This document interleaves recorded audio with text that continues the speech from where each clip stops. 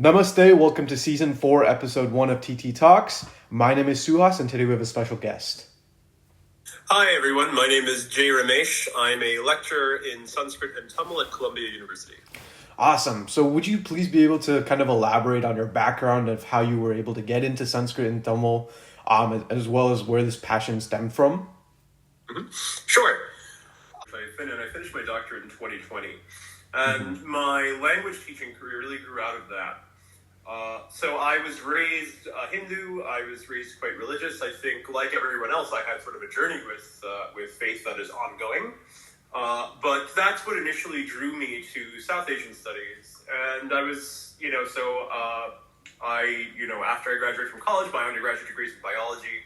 I worked in a hospital for a couple of years, and then decided to pursue a master's degree. And it was during my master's degree, really, that I got into Sanskrit and then into Tamil specifically, because I was really interested in studying South Indian poetry.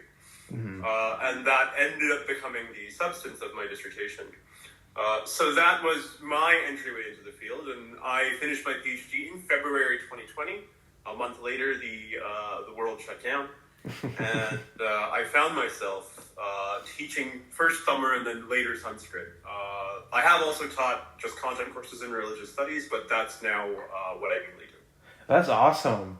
And then you also mentioned that poetry is really what you were really interested in focusing. So have you done anything specifically within that field? Were you able to maybe author any poetry, perhaps?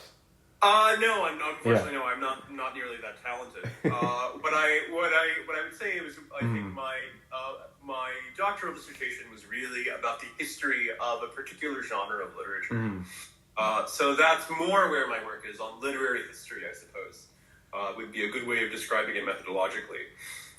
So more specifically, just very briefly, more specifically than that, what I wrote my dissertation about was a very popular genre of literature written in Tamil, but also in Sanskrit, called a Sthala Purana in Sanskrit, a Thala Puranam in Tamil. And these are basically stories of temples. And so that becomes a really thriving literary genre in early modern South India. And that's what I mainly wrote about. Got it. And what kind of sparked that interest in you to go from like biology during your undergrad into religious studies in your master's degree? Well, I knew it was always what I wanted to do. I think I was a decent science student, but I was always more gravitated closer to the humanities. And I think that what drew me to the sort of specific area, I mean, there were personal reasons, of course. A big part of this, I think, a big part of my journey, I would say, in retrospect, is the fact that I was born in the U.S., but I spent part of my childhood in India. Okay. I lived with my grandmother for a few years in Chennai, and that ended up being formative. And so I always had within me this kind of, the questions about heritage that I think all of us in the diaspora face. I think to me felt particularly sharp because I had this memory of living in India, of going to school in India, being around all my cousins and so on. And partly I think it was maybe coming back to that in some way. I'm sure we can kind of flesh that out a bit more in the course of the conversation, but yeah. Of course. And throughout your journey and your academic journey, are there many like challenges that you faced in terms of, I don't know, pursuing the topics that you want to pursue, or any academic ordeals that you faced? I think, to some degree. I think that there are personal issues and there are structural issues, let me put it that way. I think on a personal level, there's always a challenge of you have to, in scholarship generally, in any kind of historical work, you have to sort of separate out your personal beliefs from what you're studying. Yeah. And I think in the interest of, preserving objectivity to the degree that it's possible. And so sometimes, occasionally, that can be slightly, maybe challenging isn't the right word. It's an intellectual challenge, certainly. One has to, empty oneself out of certain preconceptions, perhaps, even when dealing with old historical material. I think the structural challenge is more in the fact that, and this is an ongoing issue in academia, is that the field is shrinking. I really do feel that serious intellectual work in the space of South Asian studies, and perhaps in the humanities generally, is going to shift away from the university. And this is largely because of, not just kind of the current political situation, which has exacerbated some of these issues, and I won't get into politics, but in general, this is a long-term trend. Got it. And so I think it's always a challenge, I think, when you're working in the university to, maintain the administration's level of interest in your field, regardless of the level of student interest. Got it. Mm-hmm. And then, so what would you say kind of, I know that one thing about, analyzing poetry and literature, especially from, ancient times, that's not really modern. There's a lot of variations in terms of interpretations and different ways that people interpret specific literature. So I guess I'm curious on like, what is the specific method that I guess you would utilize in terms of like, I know you mentioned talking about how you have to let go of all preconceptions and make sure you keep a blank mind and interpret based on the situation of when it was written. But I guess how do you go into about interpreting like a text that maybe is different from maybe what your personal values may be? Right, yeah, which happens all the time, Mm-hmm. right? It's, of course, when we talk about things like Sanskrit and Tamil, these are entire worlds. And so and they're very much heterogeneous. Mm-hmm. I would say it's not so much that, the kind of method problem when you're reading a text is not so much that, it upsets you in some way. Mm-hmm. It's more so that you are inclined perhaps to read it in some way. So I think like a lot of probably modern middle-class Hindus, I grew up kind of believing in Advaita, or non-dualist Vedanta, for those of you who are unfamiliar, which is a particular kind of theological school, let's say. I grew up with that kind of perspective. Mm-hmm. And easy to read that into things without even being aware of it, right?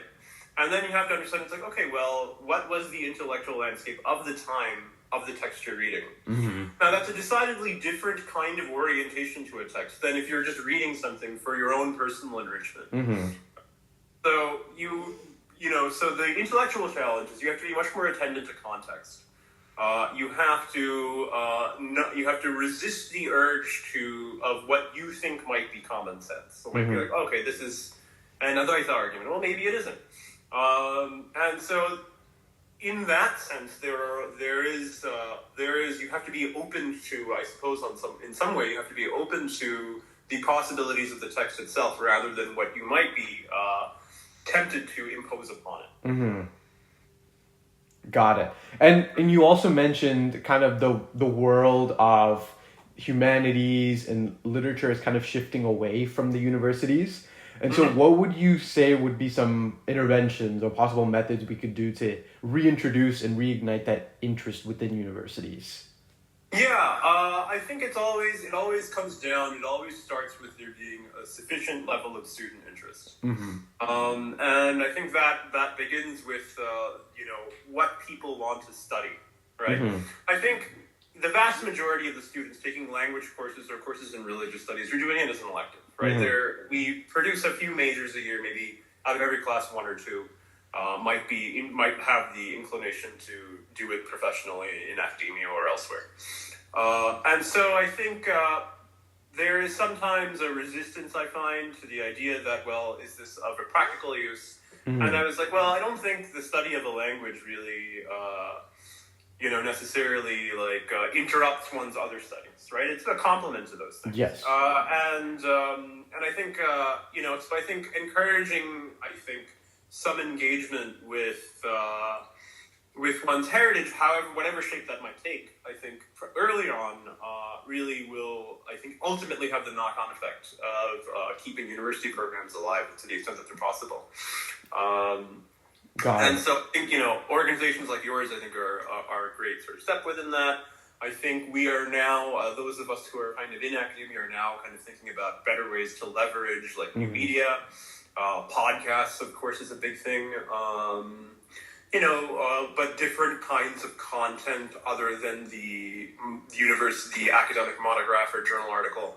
Got it. Which primarily what our output has consisted of until now. Got it. And kind of on that note, are there any specific courses that you currently teach at Columbia regarding Sanskrit and Tamil languages? So I only teach the language courses at the intermediate and elementary levels. Mm-hmm. So which that in and of itself is a full-time job. Mm-hmm. But I think these are simultaneously courses on history, Mm-hmm. on literary genres. Yeah. There needs to be sufficient context to understand what it is that you're working with. Yeah. The university curriculum, the idea is within about 2 years, you have to go from having potentially no knowledge of the subject at all to being able to do, or to at least being able to engage with, if not do yourself, professional work in the field. Yeah. Like, meaning, like, you should be able to read, like, an academic article, a journal article on South Asian history and be able to follow it a bit more deeply than you might otherwise. Mm-hmm. Or, we have graduate students who sometimes come in, and that's how I learned Tamil as a graduate student. Mm-hmm. And, by the end of 2 years, you have to be able to, go to India potentially, be able to speak in Tamil by yourself, do field work, read old texts, and so on. So I think that kind of, whatever it takes to get there is Mm-hmm. what we include in the classes. So they are language classes, but there is a lot of what we would call like content, meaning like, lectures about history and so on, and literature, and in some cases religion. A lot of that is part of the language courses as well. Of course, so it's like kind of building like a concrete fundamental for the students rather than just Exactly. the languages. Mm-hmm. Got it. Okay. And then also during like when you were a grad student, are there any specific, like not adventures, but like have you ever like specific projects like that you've gone to India for, and then is there anything that comes to mind like that? Oh yeah, it's practically a requirement of getting a PhD. So I did a year of field work. Yeah. Was generally supported by a grant through a great organization called the American Institute of Indian Studies. Mm-hmm. And they funded my research in Tamil Nadu mainly for 9 months. Mm-hmm. And most of my day-to-day there was going to archives and looking for texts. And so I spent a great deal of time circulating in libraries, haggling with librarians, always a little bit of an adventure. Going to some obscure places, going to places like Shaiva monasteries, where, and not really knowing anyone or what to do and just having to kind of talk your way into a situation. All of that's a big part of I think, that's part of your graduate education is dealing with stuff like that. So yeah, absolutely. Of course. And what would you say is like maybe like 10, 20 years down the road, what is your personal goals, or what are some personal projects that you hope to pursue? I think I would, apropos of my earlier comments on the future of the humanities and academia, I think my personal goal would be to bring some of this to a general audience. I think, obviously language learning at a young age is in some ways kind of ideal. To work with young language learners, as you will likely know this, young language learners retain language a lot better. Moreover, I think it develops an interest quite early. But I would also like to, I think there a lot. I do. It seems to me in the U.S. there's a paucity of resources available to adults like me who grew up in the U.S. Who maybe want to connect with heritage in some way and maybe don't have a way of doing that, or to explore texts in a way that is maybe in a different kind of context than they might have been able to otherwise. I think I would be interested in creating more content in the form of writing, or perhaps discussions, public lectures, and so on, or even sort of publicly available courses. There are a few organizations that do this.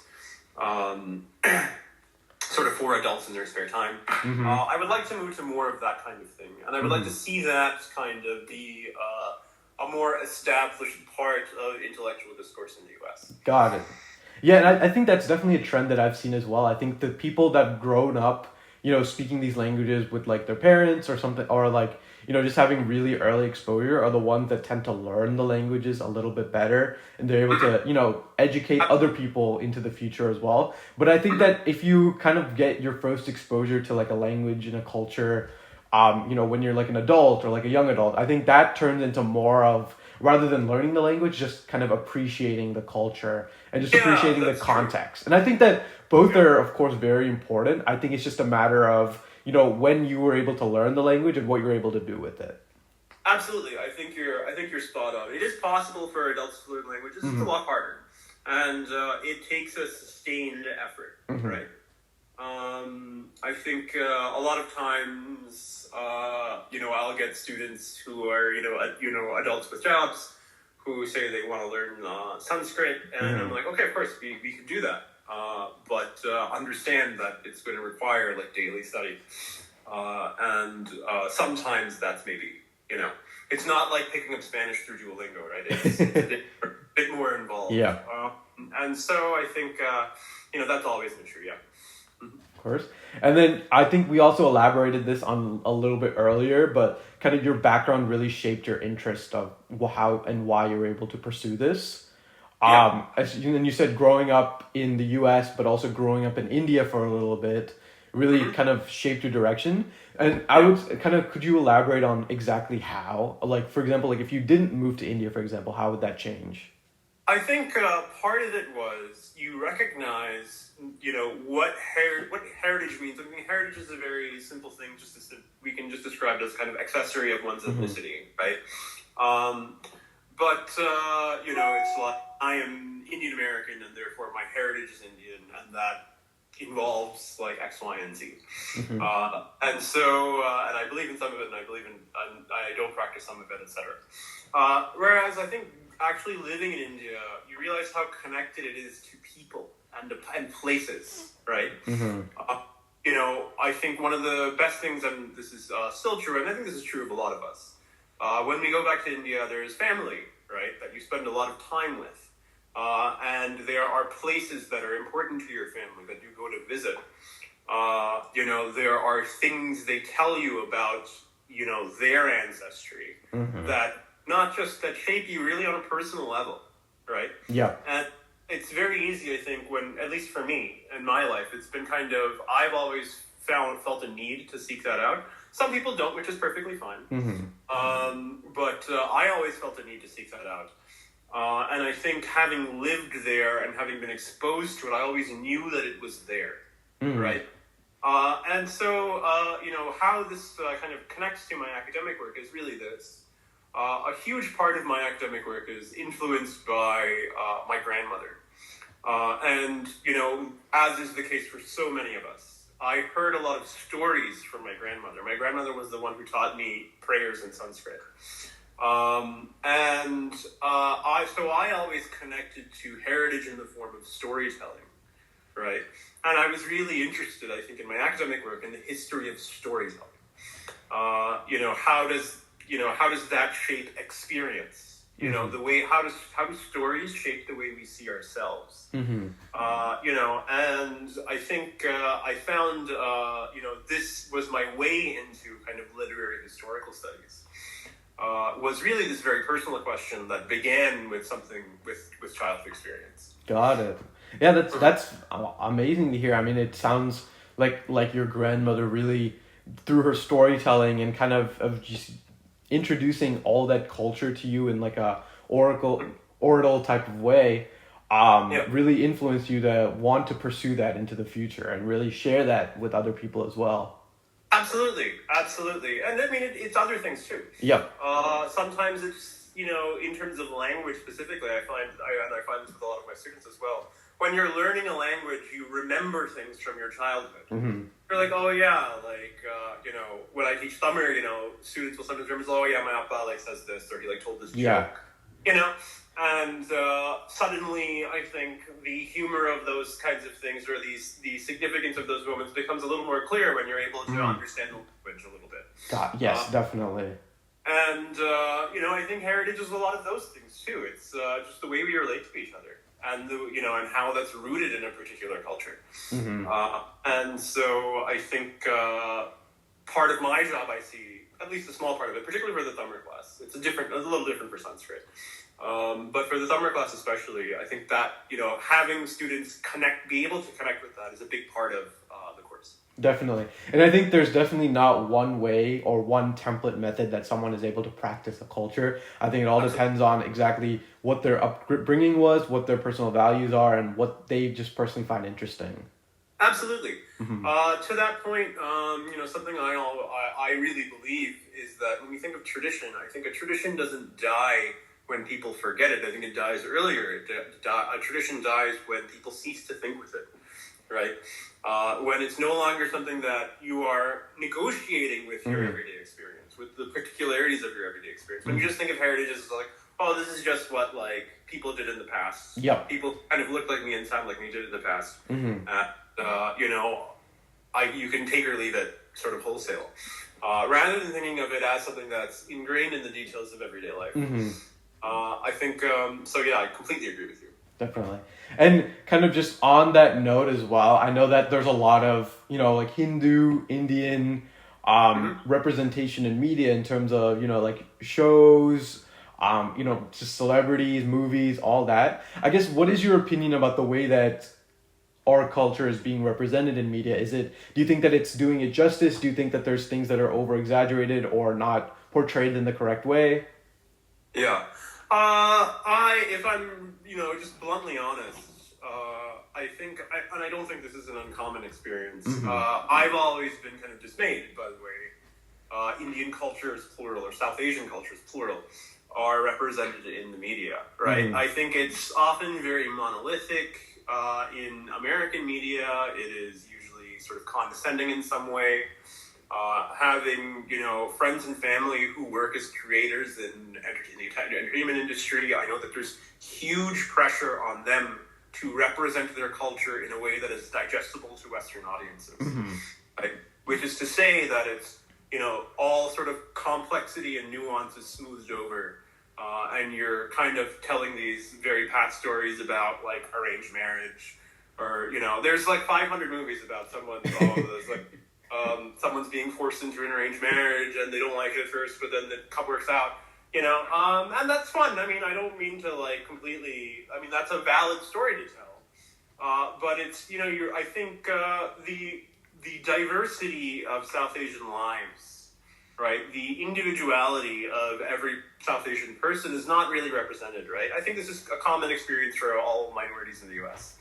And so I've always been dismayed by it, I think, maybe more than I should be. This is not to say all of it has been negative. Mm-hmm. And there's I think there are great South Asian creators now in Hollywood, much more so than there used to be. We're seeing this change, I think, where, they're people first, who happen to be South Asian, rather than just being, like, the Indian person who's there to, like, tell the stereotypical jokes. Like, the classic example that many of us use is, like, the show Big Bang Theory. Yeah. Where, like, we're moving, hopefully, a bit beyond that stereotype. Mm-hmm. But it's still there.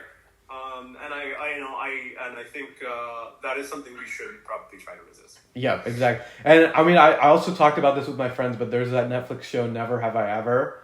And it's like the first time that a protagonist is Indian, South Asian, and yes, I mean, they do represent, like the festivals well, they do represent, like the dressing, the culture, religion, they do represent that in a respectful way, but it is still very westernized in terms of the way they portray it. Of course, like you said, the arranged marriage thing, my mom doesn't allow me to have a boyfriend type of thing. I have to get perfect grades. I got to go to Princeton. So I think that those are just some innate values that people just kind of associate with Indian people. And I'm not saying that no Indian person is ever like that, because there's definitely people that are like that, but it's not everyone. You're right, absolutely, right? And that's what I mean, right? Mm-hmm. I think, as I said, those are valid stories to tell because things like that do happen. Yeah. It's just that that's all we see, right? I think, you sometimes experience that in moments of misrecognition where people, and this is a common experience for any minority person in the West, right? Which is that, you'll be having a very benign conversation with someone who's not South Asian. Yeah. And they just assume a lot of things about you and your life and your culture, right? That are, like, really not true. Yeah. And so, and sometimes, that can be, it's easy to kind of react with injury in those moments. I think sometimes we have to be compassionate to the people we're talking to. Like, why do they believe this? But the reason is because that's all they know, right? And so yeah, absolutely. I do think it's a common thing. I have not seen Never Have I Ever. Yeah. I mean, it's entertaining. Brother complained. This is a lighthearted dumber joke. He complained that, at one point a character pronounces sambar as sambar, which I think to all of us South Indians is like nails on a chalkboard. But yeah. But other than that, I can't speak to that particular show, but I know exactly what you mean. Of course. And kind of on that note, I was kind of curious. So, is there any major difference in terms of, I guess, like values or something like that has been very different from like what you've learned from ancient texts in Sanskrit and Tamil versus, contemporary Sanskrit and Tamil? Like in terms of the way the cultures are represented, maybe the values that you've been able to learn about the text. Is there any major difference? Yeah, there's huge differences. I think sometimes, particularly with Sanskrit, sometimes you're kind of astonished by how different the world was. When you read something like the Upanishads, or even going all the way back to the Vedas, or something a bit later, the Mahabharata. These are all written by and for very different kinds of societies. And again, as someone who approaches this text really first and foremost as like moments in history. To me, it's always a working assumption that these are texts written by people maybe of profound insight and depth and skill, but human beings. And so I think and they are thus products of their time as much as anything else. And so sometimes I think it's always very instructive, I think, and I really encourage people who are religious Hindus to read a translation of the Vedas.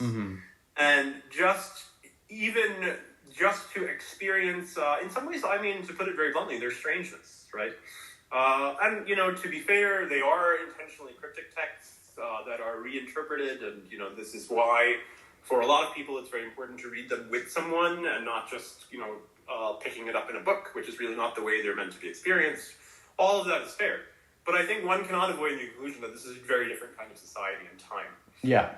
And moreover, I think it's easy, and this is to my earlier point about growing up with this background and having a religious perspective that's like roughly Advaita Vedanta. There's a great diversity of perspective in these texts. Sanskrit is first and foremost a language of communication. I think what differentiates Sanskrit and Tamil in this regard is Sanskrit's a cosmopolitan language, right? It's a language that's used cross-regionally, as of 2,000 years ago, all across South and Southeast Asia, right? From an area extending from like Uzbekistan probably in the west to Vietnam in the east, right? They're using Sanskrit to some degree. As a language of literature, of religious ritual or liturgy and politics. Whereas Tamil was always more constrained in its usage. There were some imperial formations, and so on, but it's more constrained in its usage to South India and Sri Lanka. And so it's much more representative of a kind of regionalized culture. That is to say, I think, nevertheless, though, if you read Sangam poetry, and I don't know if you're familiar with Sangam poetry. No, I'm not, Okay, Sangam poetry is basically the oldest extant body of literature we have in Tamil. Which is, so most people, we don't really know when they were written. They were, but they were poems that were compiled into collections around 15 to 1600 years ago. But the poetry might, in fact, be much older. We're not really sure. And so these poems are, first and foremost, beautiful. This is completely subjective, but in my view, it's the best South Asian literature or the best pre-modern South Asian literature. Let's say that. Just in terms of its depth, the subtlety, the skill of the poets, in terms of their gift with language. But these are also things that I think will sometimes make people blush. They're not. I'll put it this way: they're not something you can teach them to college students, but maybe not to children. They're very frank in their discussion of adult topics. So sometimes there are moments like that, right? Which is often, to me, I think a lot less shocking now, having been doing this for a long time. But when I teach them, sometimes there's like kind of shock at the content. Yeah. And this is true of Sanskrit too, right? Sometimes, you know, there's a very famous poem by the probably Bengali or Oriya poet Jayadeva called the Gita Govinda, which is a very famous poem by Krishna, which is often performed. And I think people sometimes learn the lyrics in Sanskrit, but when you read, but maybe don't know Sanskrit, but then when you read it, it's quite, the content maybe is a little bit shocking to some people. And so I think there are always moments like that. You know, I think that's part of the fun, really. I think, is to, you know, is like I said earlier, like Tamil and Sanskrit, both of these languages are like whole worlds, whole world. And our own kind of view of it, you know, regardless of who we are, is initially like quite narrow. Yes, yeah. So I'll stop there, but there's. I mean, it's a whole exactly how you said. It's a whole new world, and it's very important to look at the way they view the world and look how different we view the world, and kind of what we based our text and literature based on. Yeah, absolutely. Exactly, and then you do a lot of work in Sanskrit and Tamil. Have you also been able to do any work in adjacent languages like Telugu, Malayalam, Kannada? I wish. I think so. I am Malayali. That's my mother tongue. And I mean, again, perhaps part of the reason why I take my job seriously is I don't speak Malayalam very well, right? So my parents spoke Malayalam at home, and I think this is again very common. I spoke mainly in English, so I can understand it, but I can understand my parents' kind of dialect. And so I'm trying to get more into it now, especially as my father's been getting older. You know, I've been trying to learn more, pick up more Malayalam from him, and really engage with Malayalam literature. And Malayalam is basically very Sanskritic Tamil. And so it's not so difficult now for me to go back to. Telugu, I wish. Telugu and Kannada, I wish. I think Telugu is, I mean, like every language teacher will tell you, there's like 5 other languages they want to learn, and Telugu is very prominent among them for me. But sadly, no. Only in translation, I'm afraid. Yeah, I mean, I'm not too familiar with Tamil too much. I have friends that are really familiar. I grew up learning and understanding Telugu, so it's kind of interesting when you're talking about the Sangam poetry. I do remember like I forgot the exact name, but there's another body of poetry that was written in Telugu. That's, you know, has kind of a similar realm of ideas. It's mainly geared towards, you know, adults rather than children. But I kind of understand like the parallels in terms of the discussions that are based on both of them. Right. Absolutely. Yeah. And I mean, but there's a lot of beautiful, like I would love to get into like Kshetriya or something in Telugu. And of course, Telugu and Tamil are related languages. There's strong cultural links. There have been, you know, Telugu kingdoms in Tamil Nadu, what's now Tamil Nadu. So there's a shared history in many ways. Definitely. And I'm also curious, so like for, you know, people that have grown up in the US or, you know, outside of India, what would you suggest are some ways that they could really get involved in their culture, really immersed in their culture, even if it might not be through learning the language? What are some other ways that you think that people could familiarize themselves? Oh, it's a great question. So, I mean, well, language learning stuff, I do think organizations like yours are great for this and really perform an essential service. But language learning aside, and, you know, I think there are some, you know, I give a lot of value to like diaspora organizations and being able to get out and socialize with other people. I think that's always a big part of it. If only to, you know, and, you know, to cultivate a sense of community, and perhaps we could do more on the South Asian diaspora to do that. I would say, particularly as like a lot of us who grew up here, you know, I think our parents' generation, the immigrant generation, really was very good about that. And I wonder, at least maybe this is just my personal experience, it's a bit diminished in the second generation. So it's maintaining those kinds of things. maintaining those kinds of spaces, like there's much that's said about third spaces today in society, but like, some of those could be basic spaces. But also I would say, being a guy with the caveat that I'm a guy whose job it is to read books all day. I do think there's an intellectual journey to be taken with South Asian material. And that can lead in a lot of ways, and it's very enriching. And I think it's what gave me a sense that, I think I had a professor in my master's program who said it. It's very aptly. He's like, talking about Indian literature is like talking about European literature. Yeah. Right. Is more, except there's more of it and it's more diverse.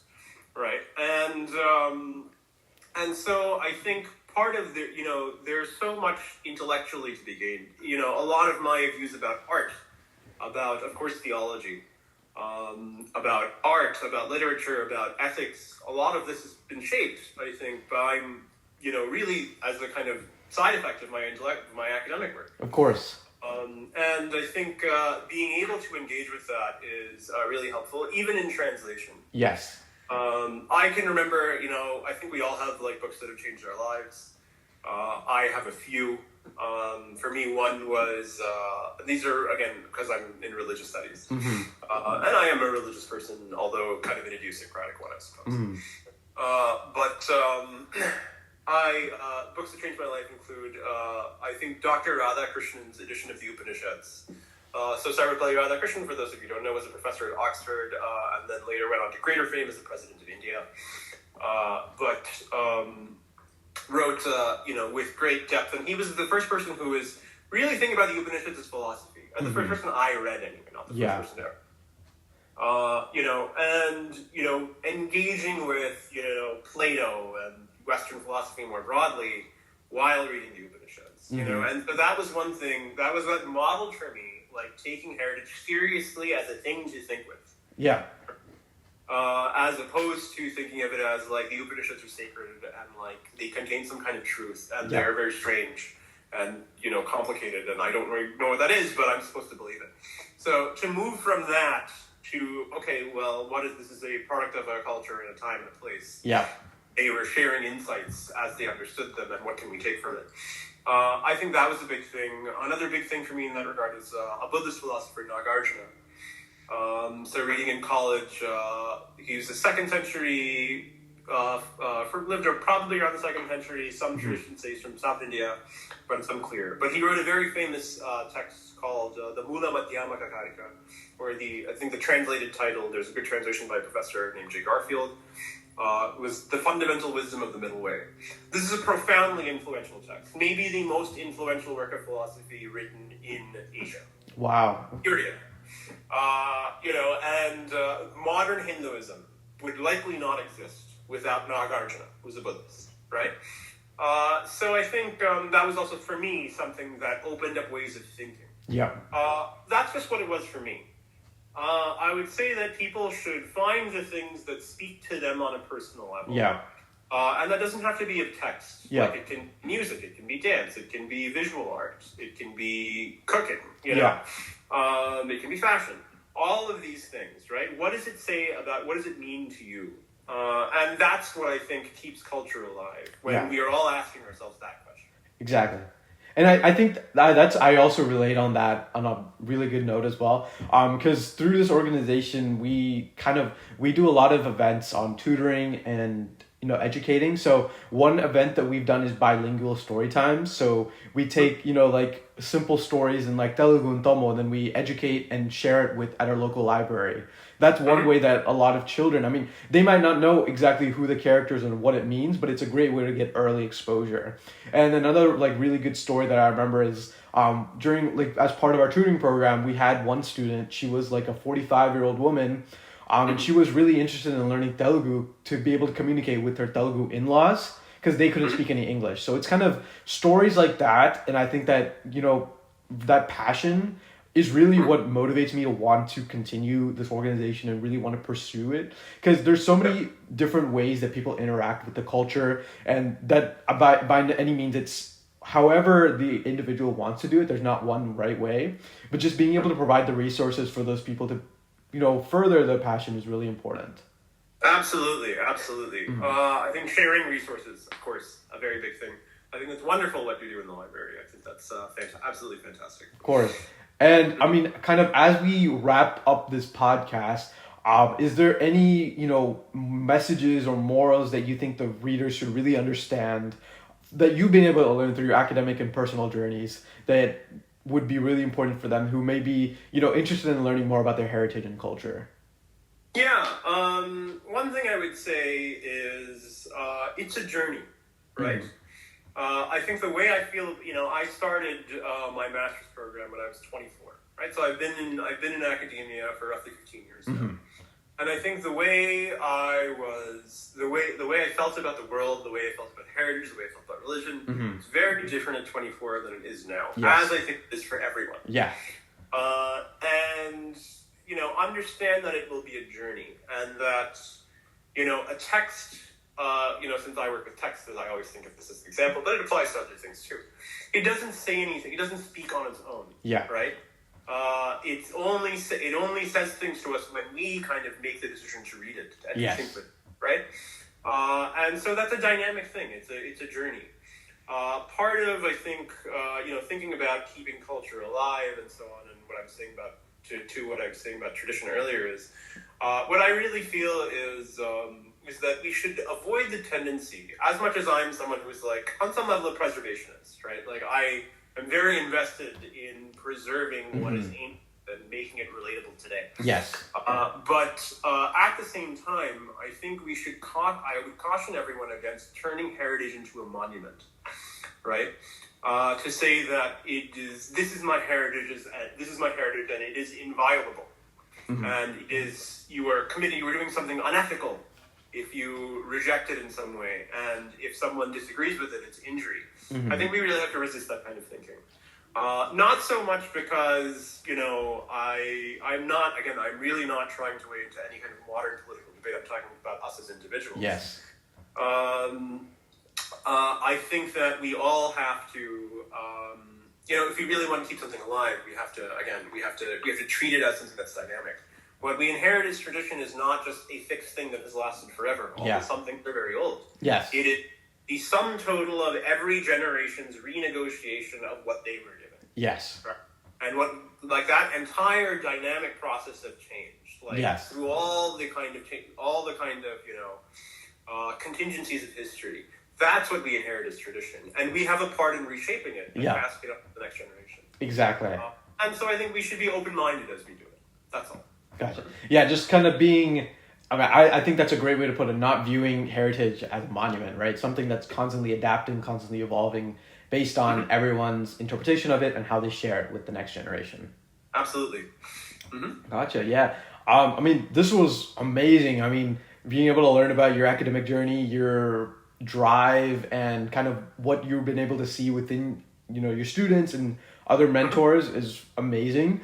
So kind of at the end of this, at the bottom of the episode, when we do publish it on YouTube, I'll definitely put in your information and, your email as well. So if we have any viewers that are really interested and have further questions, they'll be able to reach out to you. Sure thing. Absolutely. Okay, perfect. And it was a pleasure to speak with you today.